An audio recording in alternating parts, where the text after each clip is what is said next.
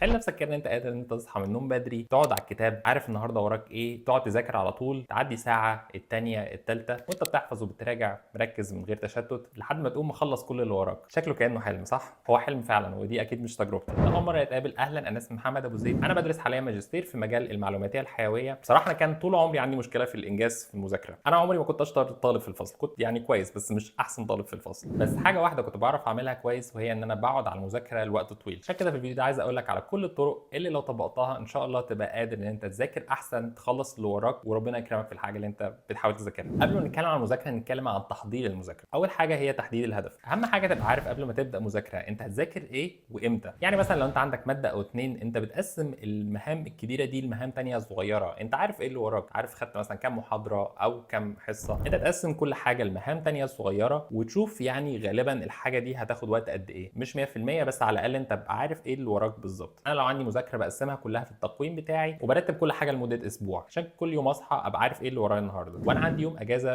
اليوم الاجازه ده بستغله ان انا اراجع كل الحاجات مثلا اللي فاتت في الاسبوع، والاسبوع اللي جاي ارتبه ازاي. لو انا كان عندي مثلا 10 حاجات المفروض يخلصوا مذاكره وهبدا ان انا اراجعهم في الجدول، خلصت منهم 5 عادي، يعني ما احناش كلنا مثاليين. فانا بظبط الجدول الاسبوع اللي بعده على الحاجات الابديت، الحاجات اللي انا ما خلصتهاش في الاسبوع ده. الاهم ان انت تخلص اللي وراك، ان انت يبقى عندك نظره عامه عن الحاجات بشكل عام اللي المفروض لسه تخلص، الحاجات اللي انت خلصتها وهكذا. طب نيجي بقى للمذاكره نفسها. في طريقه مذاكره اسمها طريقه البومودورو او الطماطميه. انا عملت فيديو على فكره بيتكلم عن الموضوع ده، هحطه هنا في صندوق الوصف. الطريقه دي مشهوره في المذاكره، غالبا انت سمعتها، ان انت تذاكر لمده 45 دقيقه او 50 دقيقه وتاخد بعدها 10 دقائق او ربع ساعه بريك، وتقعد تعمل الموضوع ده كده بالتكرار. يبقى انت عندك مثلا ساعات دراسيه وشويه بريك. الطريقه دي ببساطه بتتوقع الارهاق بتاعك. عقلنا ده يعني زي العضلات، ان انت تقعد تتمرن مثلا شويه فانت هتتعب، محتاج تريح علشان تكمل مذاكره. لما انت تتوقع الارهاق ده، ان انت تديله مثلا بريك حتى لو انت مش حاسس ان انت دلوقتي محتاج بريك، فانت بتعمل يعني اعاده شحن كده للدماغ علشان اوكي انا خدت بريك، ارجع بقى اكمل تاني جلسه دراسيه تانيه 50 دقيقه. غير اما انت مثلا تقعد ساعتين على بعض او ساعتين ونص وبعد كده تقول انا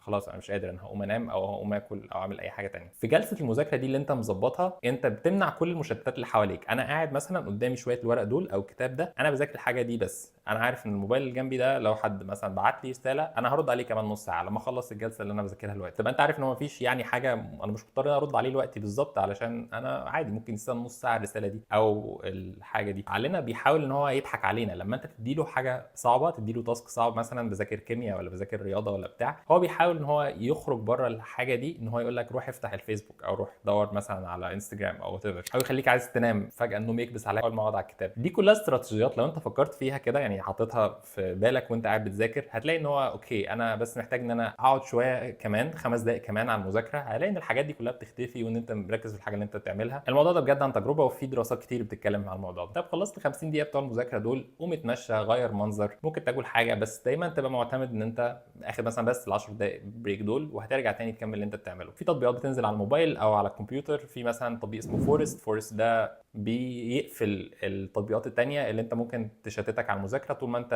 بتبني الجلسه بتاعت المذاكره دي. يعني هو بيقعد مثلا يبني كده شجره، وانت لو فتحت مثلا فيسبوك او انستجرام تلاقي الشجره ماتت فانت تتضايق. النقطة الأهم في التعامل مع الإرهاق ده بقى هو إن أنت تدي لجسمك حقه. تدي لجسمك حقه ده معناه إن أنت تنام كفاية، تحاول تمارس رياضة لو تعرف، لو تروح مثلا الجيم أو بتمارس رياضة معينة، ويبقى عندك روتين يوم سواء أنت عندك مثلا مذاكرة أو بتروح شغل أو دراسة. في الآخر تنام 7 8 ساعات في مواعيد معينة، ويبقى عندك مواعيد تانية أنت عارف إن أنت بتنتج فيها، مثلا بتذاكر أو بتروح شغل. الناس اللي بتطبق وتبقى قلبة يومها يوم شغل ويوم تاني تبقى أنت ما نمتش فيه، مفيش سبب يخلي حد يعمل كده، ومفيش يعني دراسة علمية بتقول إن ده كويس خالص. فأنت ترهق نفسك على الفاضي. أنت لما بتقعد تذاكر مثلا لمدة 8 ساعات أو 10 ساعات، النوم هو الاداه الوحيده اللي بتخلي العقل ان هو يحتفظ بالمعلومات دي علشان تعرف تسترجعها لما تروح تمتحن. والنصيحه الثانيه اللي اقدر اقولها لك، لو انت من الناس اللي بتشتغل احسن بالتحفيز، حاول ان انت تكافئ نفسك. لو انت قعدت تذاكر مده معينه وخلصت الحاجات اللي وراك، حاول تدي لنفسك مثلا يوم راحه بعد مثلا انت خلصت جزء كبير. ممكن تنزل تخرج تروق على نفسك، او تعمل حاجه انت بتحبها مع واحد صاحبك. معظمنا سواء في الدراسه او الشغل ساعات بينسى ان احنا محتاجين برضو ان احنا نستمتع بالحاجه اللي احنا بنعملها، حتى لو بنعمل شغل فيه ضغط سواء نفسي او ذهني او بدني. لو انت عندك مهارات تانية بتستخدمها عشان تذاكر احسن، ممكن تقول لي في الكومنتات عشان نستفاد من بعض. ولو عجبك الفيديو ما تنساش تشترك في القناه عشان تشوف الفيديوهات الجايه، او تشيره مع حد انت عارف ان هو ممكن يستفاد بيه. بس اشوفكم فيديو جديد.